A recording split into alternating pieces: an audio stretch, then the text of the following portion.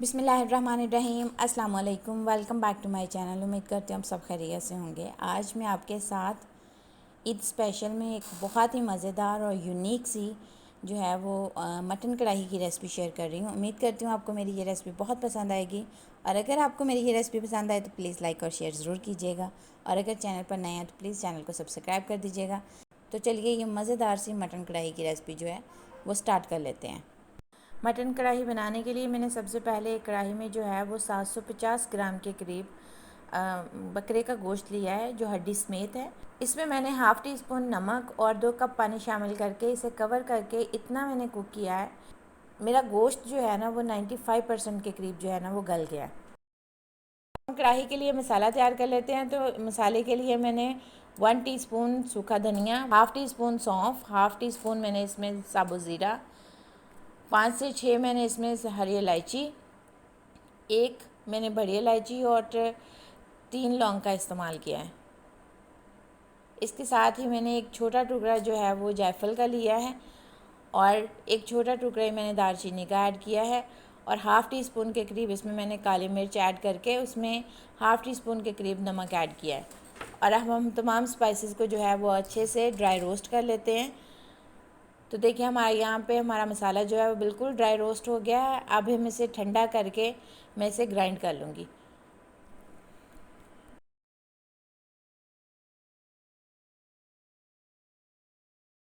तो देखिए यहाँ मैंने मसाले को जो है वो दरदरा सा पीस लिया है। हमने बिल्कुल इसका फ़ाइन पाउडर नहीं बनाना है, इसको दरदरा सा पीसना है। और उसके साथ ही मैंने इसमें 1 टीस्पून जो है वो चिली फ्लेक्स ऐड किए हैं। तमाम इंग्रेडिएंट्स को करते हैं अच्छे से मिक्स, और इससे हमारा ड्राई स्पाइस जो है वो बिल्कुल रेडी है कढ़ाई के लिए। इसको हम एक साइड पे कर देते हैं। चलते हैं अपने नेक्स्ट स्टेप की तरफ। अब मैंने यहाँ पे 3 हरी मिर्चें, और यहाँ में मैंने 15 से 18 बादाम जिनको मैंने भिगो के रखा था और उनका छिलका उतार लिया है, और साथ में 15 से 18 ही मैंने काजू लिए हैं और उनका पेस्ट बना के एक साइड पे कर दिया है। अब यहाँ देखें हमारा मटन जो है वो अप्रॉक्सीमेटली गल गया है। तो हम इसको करते हैं एक साइड पे।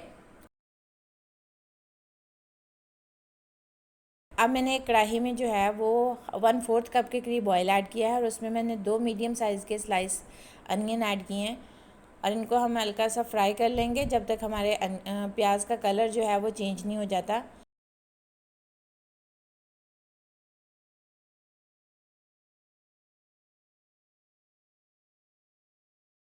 तो यहाँ पे देखिए हमारे प्याज का कलर चेंज हो गया है और हल्का हल्का गोल्डन कलर आना शुरू हो गया है। इसमें मैंने 2 तेज़पात ऐड किए हैं, और साथ ही इसमें मैंने 2 टीस्पून जो है वो लहसुन अदरक का पेस्ट ऐड किया है। यहाँ पे ये मेरा 1 क्यूब जो है वो 1 टीस्पून के इक्वल है। हम इनको हल्का सा फ्राई करेंगे। जैसे ही आपके लहसुन अदरक के पेस्ट का फ्लेवर जो है वो खुशबू आनी शुरू हो जाएगी, तो हम इसमें मटन जो है वह उसमें ऐड कर देंगे, और इसको प्याज और लहसुन अदरक के पेस्ट के साथ अच्छे से जो है वो फ्राई कर लेंगे मटन को।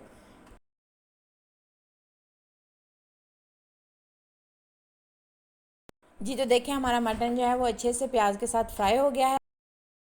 मैंने इसमें जो है वो 1 कप के करीब दही ऐड किया है, और साथ ही जो मैंने कैशू और ग्रीन चिली का पेस्ट बना के रखा था वो मैंने ऐड कर दिया है, और हम इसे कुक करेंगे जब तक हमारा ऑयल सेपरेट नहीं हो जाता।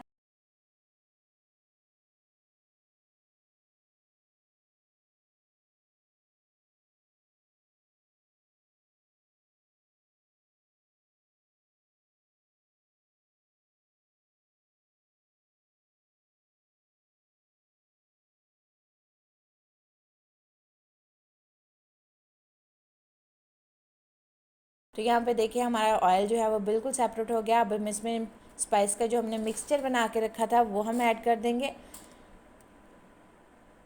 और अच्छे से कुक करेंगे 2 से 3 मिनट के लिए।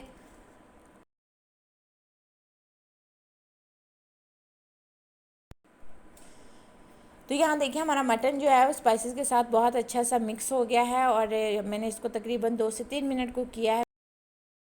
कुक करने के बाद इसमें मैंने 2 table spoon fresh cream add की है,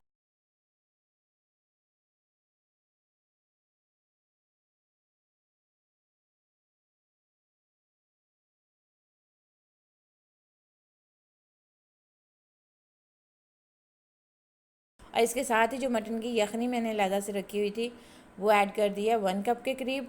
यहाँ पे हम तमाम इंग्रेडिएंट्स को करेंगे अच्छे से मिक्स करने के बाद हम इसे 2 से 3 मिनट के लिए दोबारा कुक करेंगे।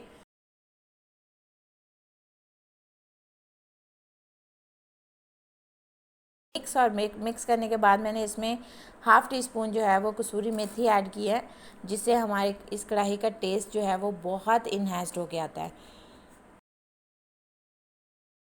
अब हम यहाँ पे इन तमाम चीज़ों को करेंगे अच्छे से मिक्स करके हम इसको 2 से 3 मिनट के लिए कुक करेंगे। तो ये देखिए हमारा ऑयल जो है वो बिल्कुल सेपरेट हो गया है और हमारी एक मज़ेदार सी क्रीमी कढ़ाई जो है वो बन के तैयार है। इसमें मैंने कुछ स्लाइस किया हुआ अदरक और हरी मिर्ची और हरा धनिया जो है वो शामिल किया है, और थोड़ा सा इसको खटास का टच देने के लिए मैंने इसमें एक लेमन को स्लाइस करके ऐड कर दिया है, जिससे आपकी कढ़ाई का टेस्ट जो है वो बहुत मज़े का आता है। तो देखें, आप मेरी इस रेसिपी को लाजमी ट्राई कीजिएगा और इसका फ़ीडबैक मेरे साथ लाजमी शेयर कीजिएगा। ये ईद स्पेशल में आप मेहमानों को जो है वो बना के खिला सकते हैं। ये एक बहुत ही क्रीमी और डिलीशियस रेसिपी बनती है। आप इसको लाजमी ट्राई कीजिएगा और इसका फ़ीडबैक मेरे साथ लाजमी शेयर कीजिएगा। उम्मीद करती हूँ आपको मेरी ये रेसिपी बहुत पसंद आई होगी। इंशाल्लाह मिलते हैं एक और नई मज़ेदार सी रेसिपी के साथ। तब तक के लिए मुझे इजाज़त दीजिए। अल्लाह हाफ़िज़। अपना बहुत ख्याल रखिएगा।